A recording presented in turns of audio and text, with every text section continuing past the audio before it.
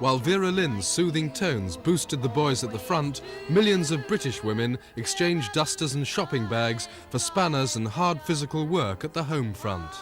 In factories, on farms and as aircraft mechanics, they took over the jobs the men abandoned for the fight. In an age without television, the whole era was faithfully reflected in the women's magazines of the period.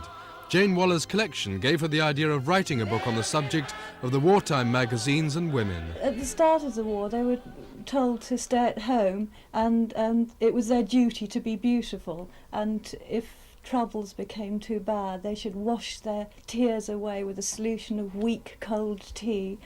But then, by the end of the war, we see, particularly in the advertisements, pictures of women driving huge cranes, and underneath the line goes, "The hand that held the hoover runs the crane." A lot of women wrote in to say that their husbands, for example, when they came back on leave, expected their wives to be their servants again. And if the wife had been working maybe a 7-day week with 10-hour shifts, having to queue up afterwards for the rations, the wives didn't want to do that anymore.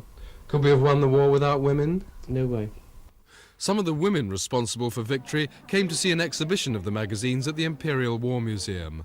Among them, the model for the highly successful wartime mirror cartoon, Jane. Seeing the magazines here today, they weren't so bad as we thought they were, and I think they're all coming back, all the clothes are coming back again. We're really reliving what we went through then. It was a wonderful time to be fighting for our country.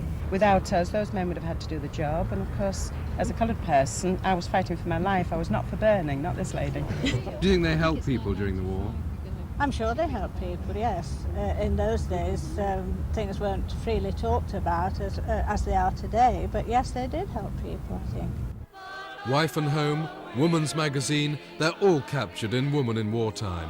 As Mother and Home put it in 1939, the last war was a soldier's war. This one is everybody's. Simon Neve, Thames News.